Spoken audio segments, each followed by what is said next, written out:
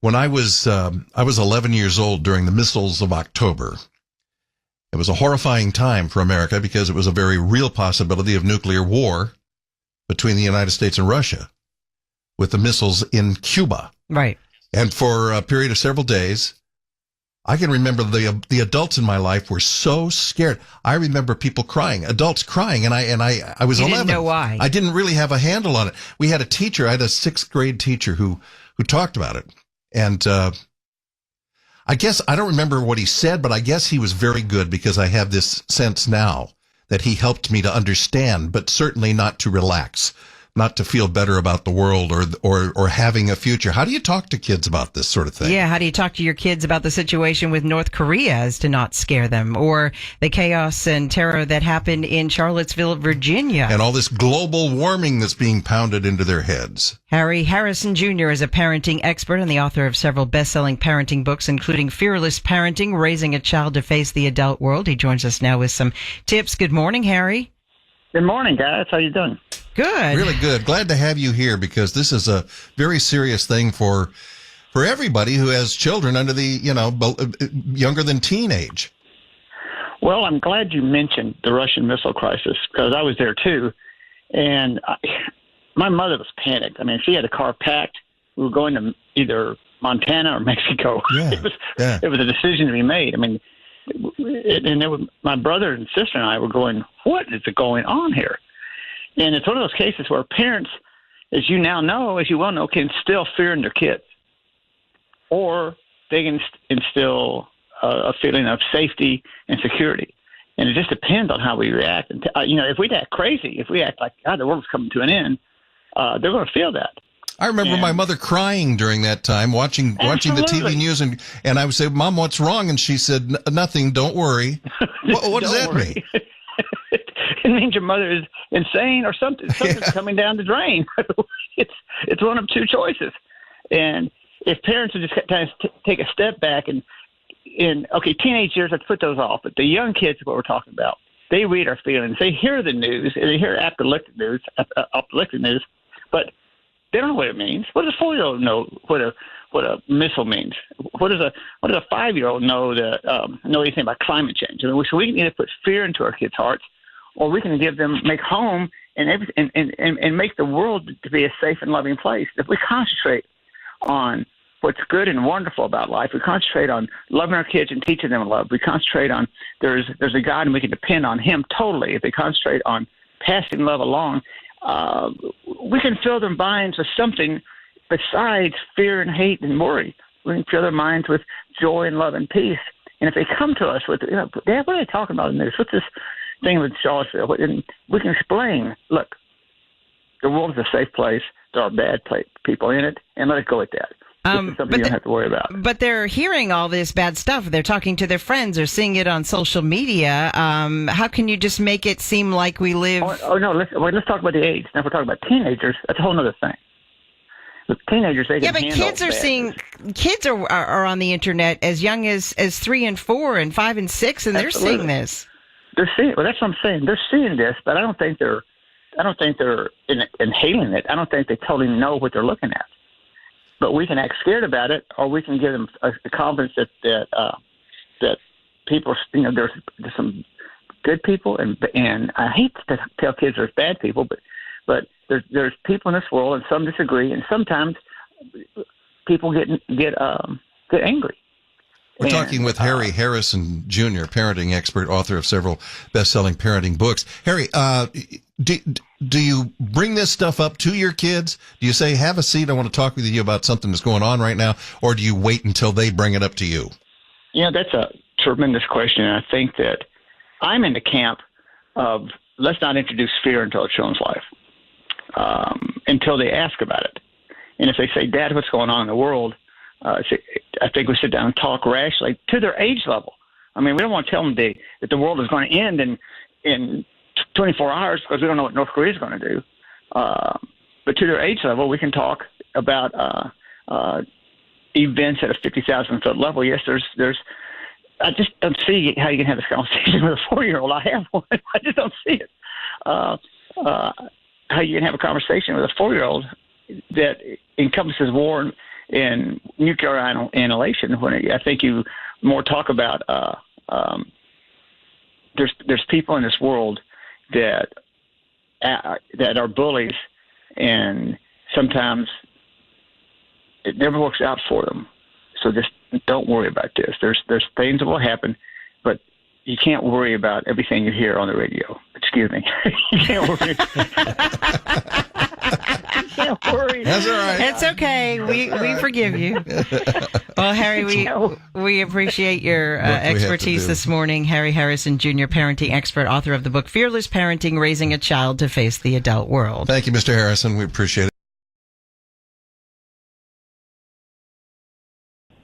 You know, it's important to talk to our young adults, teenagers, 13 years old and 10 years old even, at some point in time about this. But to come into it after a riot, after there's been bloodshed, after there's been a murder, it's a little late to discuss bullying, and it's a little late to discuss tribalism. I mean, you need to start impressing upon children. Children take all their cues from their parents. They say they don't. They say I'm going to do everything differently. But all their cues come from their parents. And they may say, I'm going to do role model everything differently than my father did. But he's based on his father. But still, it's going to come from his parents. So if a child grows up in a household, black or white or Muslim or whatever, that the other side is different. The other side is less. The other side should be killed. The other side shouldn't be respected. The other side shouldn't be going to school with. The other side you can't date. The other side you couldn't marry. If they start learning these things, well, where does it turn okay? Well, not to shove them. Or where does it turn not okay? You know, I mean, where does it turn okay? And it seems like in a lot of our discourse, Harry, it's our discourse is full of what's wrong with the other side and why that's so horrible and they are so awful. And it has very little to do with this is why we believe what we believe and this is why this is important to us.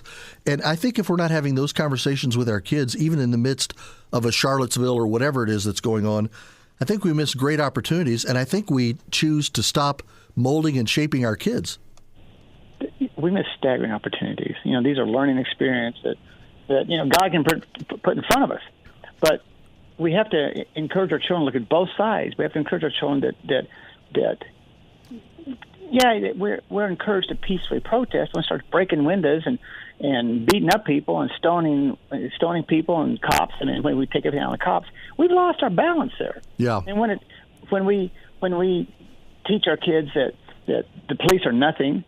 I mean, when we teach our kids that we are everything, that the left wing has no good ideas, no values, that they're limp-wristed, they don't care about the environment, obviously crazy. They don't care about the environment. They don't care about other people. But we are the chosen race. We are the chosen tribe. We are from Texas. We're from Oklahoma. We're from Dallas. We're from North Dallas. Hell, we're from Frisco. Yeah. More north than that. Yeah, so, we are the Cubs. Right. So we get in these situations where, I mean, this sounds ludicrous, but here you are in Dallas, Texas, where you have everything is going North Dallas. Okay, so you have North Dallas, which used to be the champion of wealth. Then you had Richardson, Plano, which gave you more. Then you had Frisco, which to shoot for. And now I'm just like, well, I'm from Frisco. Yeah, well, I'm sorry, but I'm from Highland Park. So we're all North Dallas. We all are enjoying the great riches, but now we just divide ourselves into other tribes, and we're teaching our young kids, you don't want to live in Highland Park. They're stuck-up people. You don't want to live in Frisco. They're the new money. I mean, and so is it any wonder how easy we can teach them to hate when we teach them to hate their own kind? I mean... You know, we've often talked on this program, and again, we're talking to Harry Harrison. I'm very glad to have him on. But here in Northeast Indiana, Harry, we often talk about the fact that I remember even when I was a kid, or I've watched my kids, or I watch other kids, when it's a break at school and they're 5 years old and 6 years old and they're out in the sandbox playing or they're on the swings, I don't see a lot of racism. I don't see a lot of territorialism. But these same kids about halfway through high school become very rigid, very divided. There is, in fact, certain levels of hatred there. So somewhere over that 10-year span, we have funneled this into their heads somehow, or we haven't put the proper protection in there to make sure it doesn't get in their heads. And to me, that's a very sad thing. It's a horrible thing because you're right. 5 years old, they don't even know what religion you are. I mean, they don't care. They don't really care what color you are. That guy's brown. He's brown. He's brown. Oh, there's a lot of brown people around here, but they're all from all over the world. Right. He's white. But they don't think that. In 15, they know there's a difference, and they know they're better. Yeah, good point. That's what we haven't taught our kids that no, he's not better, and you're not worse. Now, if we're going to talk to our kids too about things, again, let's just pick Charlottesville since it's kind of the big issue of the day. When we talk to our kids, if I have a kid that's, let's say, elementary age, we're talking 8 years old, 9 years old, 10 years old. If I have a teenager in high school, 14, 15, 17, I might talk to them about the same subject, but I have to talk to them about it differently, don't I? I need to relate to their world. A little nuance, but I mean, the 9-year-old, I wouldn't just shove it upon him. You know, I would let him come to me. I mean, if he's watching TV and you can just ask him, so what do you think of this? What's this saying to you? And see what it is saying to him. It might not be saying anything. And at that point, I don't see any reason to bring up Charlottesville as much as I see a reason to talk about other human beings, other cultures, and how God loves you and God loves them. You know, when you're talking to a 10-year-old, if God does love you, He loves them. Yeah. So it's so you talk about it from that point. Now, to a teenager, they probably are aware. And the same thing you can talk to them about. Again, what is this saying to you? Mm-hmm. Most teenagers will say to you, they'll say, "This is idiotic." And we don't know. You know, we don't know what kids think until we ask them. And I'm a big believer in asking kids what they think about something before telling them what to think. Yeah, no, and if they finally realize that you will listen to their answers, they'll be open to more questions. At least I've found that. You know, if you ask them a question, but it seems like you don't even really listen to their answer, you were just padding the conversation. Cell phone, you know, and playing games on it. But if you talk to them, what does it say to you? And you may have to talk to them for 10 minutes, but they'll keep asking, or they'll keep kind of going around the subject and say, "Well, Daddy, we really inferior." Well, if that's rolled out on the table, now you got a whole new discussion. Is it smart to let your kids know maybe where to get their information? And I'm not really talking about Fox News versus CNN. You know, in my house, we would tend to be more a Fox News home, but to just let them know this is a good place to get information. Because if they're getting all their news from MTV and from late night talk show hosts, they've got a very limited and extremely slanted worldview, don't they? Listen, they're getting all their news from the Comedy Channel. They're getting all their news from Britney Spears, web blogs. I mean, it's astonishing how little young adults know today. It's astonishing they don't even know who their mayor is. Yeah. So, I think what a loving, concerned parent can do is make sure that you're raising. You know, as a dad, you have the biggest influence on what your child thinks of God. He's 40. When he's 40 years old, he'll think God is an alcoholic, sex fiend, lying, cheating, backstabbing. Fill out the blanks. Right. Or he'll think, Dad loves me unconditionally. Dad adores me. I'm precious to him. And that's what they think about God. They think God loves them, and He is precious to them. She is precious to them. Or I'm all these things. God is all these things that I saw growing up, because He is all those things you saw growing up. Until you change your God, He is all those terrible things that a dad is growing up. And that's why the men are on psychiatric couches. That's why a lot of men don't go to church, because they say they're atheists. They're not atheists. They're just mad at this God they hate. Yeah. You don't know why they hate him. Yeah. No, you're exactly right. I was the product of an alcoholic father who left us when I was 6, and I never heard his voice until I was 22. And then even though we patched up some of that relationship later in life, I'll just tell you, Harry, I still carry some pain from that even now, and I'm 63 years old. Hey, my father was an alcoholic. My mother was a drug addict. Someone killed my mother that night. So he had sort of admitted to me that he did it, but he couldn't go far enough to do it. He couldn't. And then one night he told me, he came over and he said, "I'm going to hell." I thought, well, that's kind of admitted. Anyway, so yeah, I could use that huge to be my role model. Yeah. Well, I could look at my wife and say, I'm doing everything differently.